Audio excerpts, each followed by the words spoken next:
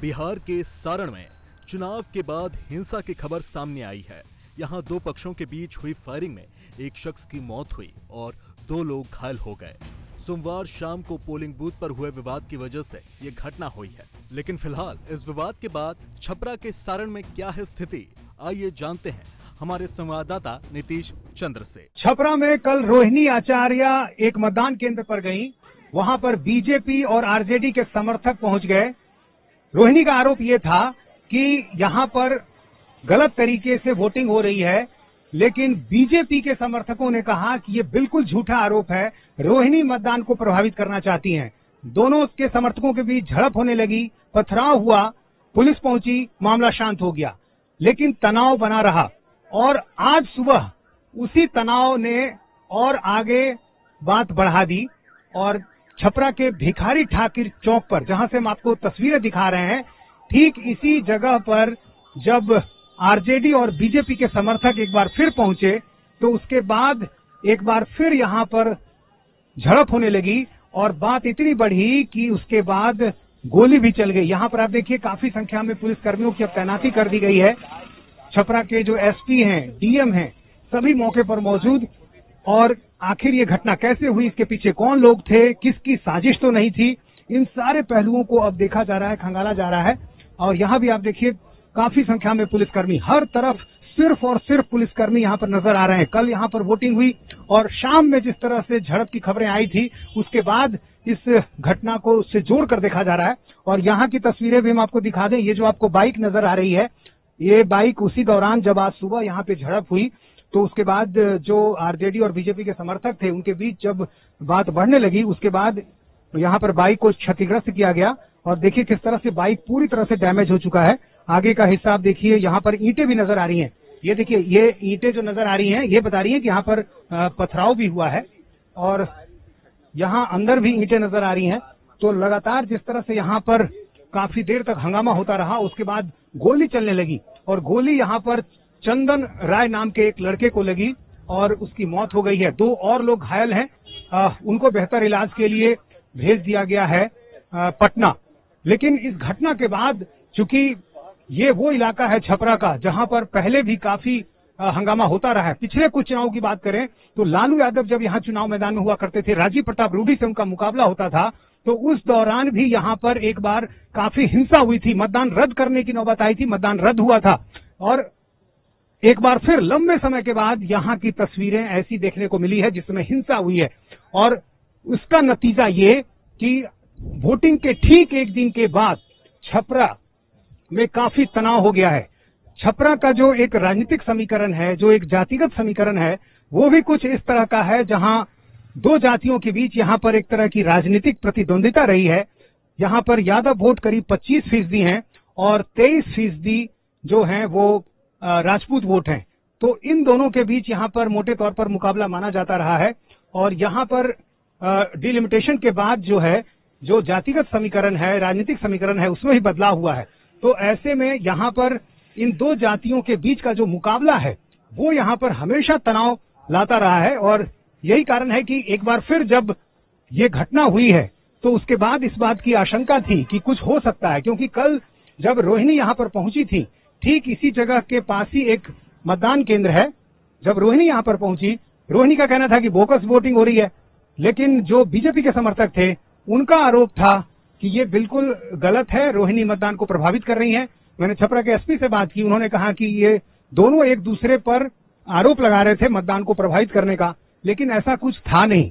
जांच की गई, उसमें ये सारे आरोप गलत पाए गए।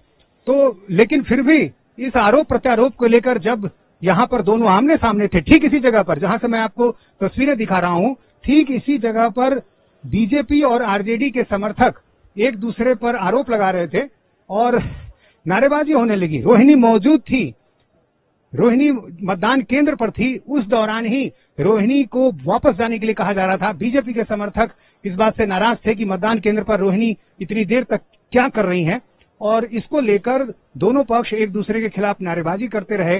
जय श्री राम के नारे लग रहे थे, अब की बार 400 पार। बीजेपी के समर्थक अपने अंदाज में आरजेडी के समर्थकों पर इस तरह के आरोप लगा रहे थे कि वो यहाँ पर मतदान को प्रभावित कर रहे हैं। और इसलिए उस समय जो तनाव बढ़ा, कुछ तस्वीरें आई, वीडियो आए सामने। उस वीडियो में दिख रहा है कि रोहिणी जो है वहां पर मौजूद है। वो जो बीजेपी के समर्थक हैं उनको हाथ से इशारा करके वहां से जाने को कह रही हैं और रोहिणी की गाड़ी वहीं पर खड़ी है। आसपास में जो तमाम चुनाव से जुड़े अधिकारी हैं वो यहाँ पर स्थिति को संभालने की कोशिश कर रहे हैं, लेकिन आरजेडी और बीजेपी के समर्थकों में जो झड़प है, जो बहस है, वो लगातार दिख रही है। तो इस तरह के कई वीडियो सामने आए और उस वीडियो के फैलने के बाद जाहिर है तनाव भी बढ़ा और जाहिर है उसका असर ये हुआ कि आज सुबह तनाव जो है वो बना रहा। और जहां पर मैं खड़ा हूं, जहां पर ये घटना हुई, आज सुबह ठीक मतदान केंद्र के पास ही एक बार फिर इसी जगह पर, यहाँ पर जो कुछ दुकानें आपको नजर आ रही हैं, कुछ जो चाय की दुकानें हैं, यहाँ पर लोग नजर जमा हुए थे और यहाँ पर एक बार फिर से बहस हुई।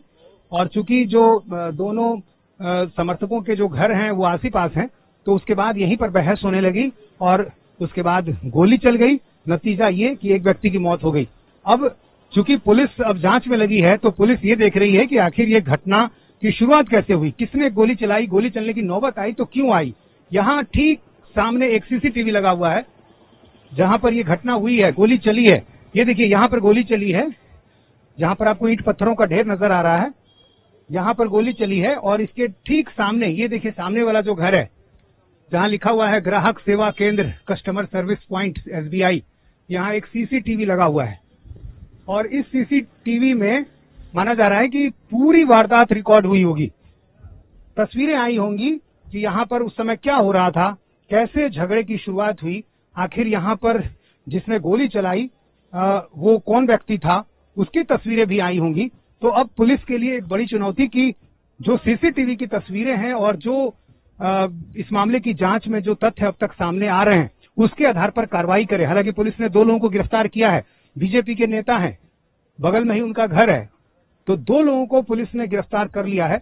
और फिलहाल पुलिस के लिए चुनौती ये है कि शांति पूर्वक तरीके से अंतिम संस्कार जो मृतक है उसका कर दिया जाए, क्योंकि जब डेड बॉडी यहाँ पर पहुंचा उसके बाद लोग सड़क जाम करना चाह रहे थे। इसी जगह सड़क को जाम करने की कोशिश के दौरान ही पुलिस के साथ भी काफी हंगामा हुआ, पुलिस को हल्का बल प्रयोग करना पड़ा और उसके बाद पुलिस ने समझा बुझाकर शव को पोस्टमार्टम के लिए भेज दिया है। और थोड़ी देर पहले जो शव है वो यहाँ पर आ चुका है। मैं आपको दिखा दूं, ये जो भिखारी ठाकुर चौक है, इसी चौक के ठीक बगल से एक सड़क जाती है। इसी रास्ते में जो मृतक हैं उनके परिवार वालों का घर है। मोटे तौर पर इस सड़क में जो आरजेडी के समर्थक ज्यादा संख्या में हैं, यादव जातियों की इधर अच्छी खासी संख्या है, तो इसी रास्ते में उनका घर है। और अभी थोड़ी देर पहले पोस्टमार्टम के बाद जो शव है वो यहाँ पर पहुंच चुका है और पुलिस ये चाह रही है कि सब कुछ शांतिपूर्वक संपन्न हो जाए और उसके बाद फिर जो जांच की प्रक्रिया है वो आगे पूरी की जाए। एसपी का कहना है कि चूंकि जो कल तस्वीरें थी और फिर आज जो घटना हुई, इनकी तस्वीरें चूंकि वायरल होंगी तो जाहिर है स्थिति और बिगड़ेगी और ऐसी हालत में 2 दिनों तक इंटरनेट को शहर में बंद करने का फैसला लिया गया है। और फिलहाल अभी कोशिश ये की जा रही है कि किसी भी तरह से हालात आगे बिगड़े नहीं और इसलिए चप्पे चप्पे पर यहाँ पुलिसकर्मियों की तैनाती कर दी गई है। जिले के जो तमाम बड़े अधिकारी हैं वो खुद मौके पर कैंप कर रहे हैं और यहाँ पर देखिए लगातार निर्देश भी दिए जा रहे हैं। सारे लोग इसी चौक पर रहेंगे, तो निर्देश भी दिए जा रहे हैं कि सारे लोग इसी चौक पे बने रहेंगे, यहीं पर कैंप करना है फर्दर ऑर्डर्स तक। तो पुलिसकर्मियों को हिदायत निर्देश की यहीं पर बने रहना है, क्योंकि जब तक अंतिम संस्कार की प्रक्रिया पूरी नहीं हो जाती है ये एक बड़ी चुनौती है, क्योंकि एक व्यक्ति की मौत हुई है, इसके अलावा 2 लोग घायल हैं, एक की स्थिति गंभीर है, पटना मेडिकल कॉलेज अस्पताल भेजा गया है जो घायल हैं। तो ऐसे में अभी फिलहाल जो सबसे बड़ी चुनौती है कि अंतिम संस्कार की प्रक्रिया पूरी कर ली जाए और साथ ही साथ इस दौरान जो जांच की प्रक्रिया है वो भी चल रही है कि आखिर इस घटना में इसके पीछे वजह क्या है, कैसे ये घटना हुई। फिलहाल जो जानकारी मिल पाई है वो ये कि कल की घटना को लेकर जो आक्रोश था, जो तनाव था, खासतौर से बीजेपी और आरजेडी के समर्थकों के बीच, उसी से ये घटना जुड़ी हुई है।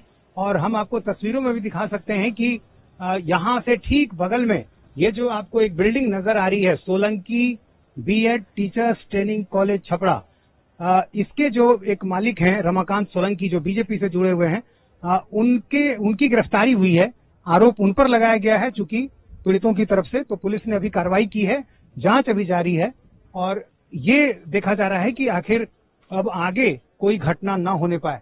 तो ये जो तस्वीरें हैं छपरा की, लंबे समय के बाद इस तरह की तस्वीर यहां देखने को मिली है। बिहार में चुनाव में हिंसा पिछले कई चुनावों से नहीं हो रही थी और एक अच्छी तस्वीर बिहार से पेश होती थी। हालांकि छपरा में इस तरह का तनाव पहले होता रहा है। जब लालू प्रसाद यादव और राजीव प्रताप रूढ़ी आमने सामने हुआ करते थे तो छपरा में इस तरह की हिंसा, छिटपुट घटनाएं होती थी और एक बार मतदान को रद्द भी किया गया था। तो छपरा को लेकर आशंकाएं जरूर थी, लेकिन मोटे तौर पर बिहार में शांतिपूर्वक मतदान देखने को मिला है। और बिहार की जो पहचान एक पहले थी, एक समय वो भी था बिहार का जब यहाँ बूथ कैप्चरिंग हुआ करती थी और जिस तरह से हिंसा होती थी, कई लोगों की मौतें होती थी, लेकिन ये सारी बातें काफी पुरानी पड़ गई थी और बिहार को लेकर जो एक छवि बन गई थी चुनाव में हिंसा की, उससे बिहार बाहर निकल चुका था। लेकिन एक बार फिर इस तरह की जो घटना हुई है, एक लंबे समय के बाद हुई है, इसलिए सबसे बड़ी चुनौती पुलिस की और प्रशासन की यही है कि इस पूरी घटना से सख्ती से निपटा जाए। आगे अभी चूंकि 2 चरणों का चुनाव बचा हुआ है और ऐसे में आज की इस घटना को लेकर कहीं कोई इसकी प्रतिक्रिया न हो, चूंकि मोटे तौर पर इस घटना में जो 2 जातियां जो आमने सामने नजर आ रही हैं, 2 दल के समर्थक हैं और यहाँ पर जैसा कि मैंने बताया कि मोटे तौर पर जो जातीय समीकरण है उसमें राजनीतिक प्रतिद्वंदिता भी 2 प्रमुख जातियों के बीच है, राजपूत और यादव के बीच में। और ये जो कल जो झगड़े की शुरुआत हुई है, अब मोटे तौर पर ये जो दल का झगड़ा है वो जातियों के झगड़े में न तब्दील हो जाए, अब इसको ध्यान रखना एक बड़ी चुनौती है। फिलहाल जो प्रभावित लोग हैं वो आरजेडी के हैं, जिनकी मौत हुई है वो आरजेडी के समर्थक हैं और देखना यह है कि अब लालू यादव और उनकी पार्टी इस घटना को लेकर आगे क्या रणनीति बनाती है। चूंकि देखिए अभी सामने चुनाव कई चरणों का बचा हुआ है और चुनाव में इन बातों की काफी अहमियत होती है कि जातीय समीकरण प्रभावित न हो, कहीं दूसरी सीटों पर उसका असर न पड़ जाए। तो इन सारी चीजों को देखते हुए जाहिर है अभी जो राजनीतिक दल है वो अपनी रणनीति बनाएंगे और फिलहाल अभी स्थिति जो है यहाँ पर संभाल ली गई है। स्थिति यहाँ पर बेहतर है क्योंकि काफी संख्या में पुलिस को तैनात कर दिया गया है। सुबह में कुछ देर तक जरूर यहाँ पर हंगामा मचा रहा, लोग सड़कों पर आ गए क्योंकि गोलीबारी हो गई थी, मौत हो गई थी। तो उसके बाद स्थिति ऐसा लगा कि बिगड़ सकती है, लेकिन फिर पुलिस ने काफी संख्या में तैनाती की और उसके बाद स्थिति अभी नियंत्रित कर ली गई है। हालांकि कल जो घटना हुई, कई लोग ये भी कह रहे हैं कि कल जिस तरह का तनाव बढ़ा था, जिस तरह से रोहिणी के आने के बाद 2 दलों के लोग, 2 जातियों के लोग आमने सामने आ गए थे, गालियां दी जा रही थी, उसके बाद ही इस बात की आशंका हो गई थी कि कुछ हो सकता है और ऐसी स्थिति में पुलिस को अतिरिक्त सतर्कता बरतने की आवश्यकता थी, जो शायद नहीं हुआ। तो अब जाहिर है इन सब बातों को भी देखा जाएगा, इसकी जांच की जाएगी कि आखिर आज की घटना कैसे हो गई, जब कल ठीक इसी जगह पर इस तरह की घटना हुई थी। तो एक बार फिर ये घटना कैसे हुई, इसके लिए कौन जिम्मेवार है, इन सारे पहलुओं को देखा जाएगा। फिलहाल अभी यहाँ पर स्थिति नियंत्रित है, लेकिन अंतिम संस्कार की प्रक्रिया अभी पूरी नहीं हुई है। थोड़ी देर पहले अभी जो शव है वो पोस्टमार्टम के बाद जो पीड़ित हैं उनके घर पहुंच चुका है और पुलिस की प्राथमिकता ये है कि फिलहाल शांतिपूर्वक तरीके से ये सारी प्रक्रियाएं संपन्न करा ली जाए, क्योंकि अंतिम संस्कार की जो प्रक्रिया है उसका इंतजार किया जा रहा है।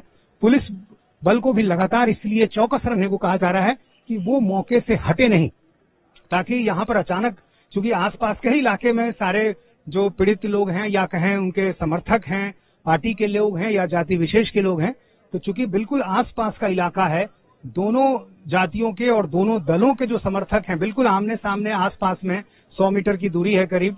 तो ऐसी स्थिति में ये खतरा जो है बना हुआ है, इसलिए पुलिस लगातार यहाँ पर चौकस है और इसलिए यहाँ पर तमाम जो बड़े अधिकारी हैं वो भी मौके पर बने हुए हैं। तो फिलहाल छपरा में जिस तरह से तनाव की घटना सामने आई है, कल चुनाव संपन्न हो चुका है। गनीमत ये रही कि बिल्कुल चुनाव के आखिरी समय में इस तरह की घटना हुई, करीब 5:30 बजे शाम की घटना हुई थी, 6 बजे तक वोटिंग थी, तो आखिरी समय में घटना हुई तो जाहिर है उसका असर दूसरे हिस्सों में नहीं पड़ा। और रोहिणी जब मौके पर थी, उनके सामने ये सब कुछ हो रहा था। जैसे ही घटना ज्यादा बढ़ने लगी, विवाद बढ़ने लगा, रोहिणी वापस वहां से हुई और उसके बाद जो है फिर जो आसपास के लोग जो सड़कों पर थे उनके बीच तनाव फैल गया और वहीं से झगड़े की शुरुआत हो गई। और आज की घटना है पुलिस भी ये मान चुकी है कि कल की जो राजनीतिक घटना थी, जो प्रतिद्वंदिता थी, जो सड़कों पे तनाव था, उसका नतीजा है और उसको जोड़कर देखा जा रहा है। जो मृतक हैं उनके परिवार के लोगों से पुलिस ने बयान भी लिया है, उनकी तरफ से बातें भी कही गई हैं कि किस तरह से घटनाक्रम आज का हुआ है। तो फिलहाल सारे तथ्य सामने आ चुके हैं, पुलिस अपना काम कर रही है। फिलहाल अभी यहाँ पर तनाव जरूर बना हुआ है, पुलिस के तमाम बड़े अधिकारी कैंप कर रहे हैं और उम्मीद की जा रही है कि अंतिम संस्कार की प्रक्रिया समाप्त होते ही पुलिस इस पूरे मामले में जो दोषी लोग हैं उनके खिलाफ कार्रवाई भी आगे करेगी। और चूंकि 2 चरणों का चुनाव भी बचा हुआ है तो उसको ध्यान में रखते हुए पुलिस के जो तमाम बड़े आला अधिकारी हैं उनकी कोशिश होगी कि ये मामला आगे ना बढ़े। तो फिलहाल हर तरफ से चौकसी बरती जा रही है और छपरा के इस भिखारी ठाकुर चौक पर फिलहाल सन्नाटा पसरा है। लोगों की जो दुकानें हैं वो बंद पड़ी हैं। आप देखिए यहाँ जितने भी दुकानें हैं सारी दुकानें बंद पड़ी हैं और कोई भी जो यहाँ पर आसपास रहने वाले लोग हैं वो यहाँ पर नजर नहीं आ रहे हैं। कोई इस बारे में कुछ कहना भी नहीं चाहता है। तो फिलहाल अभी अब स्थिति जो है वो शांतिपूर्वक है और कोशिश यही होगी कि आने वाला दिन अभी जो है वो अभी यहाँ के लिए बेहतर हो। कैमरामैन विनोद कुमार के साथ नीतीश चंद्र, इंडिया टीवी, छपरा।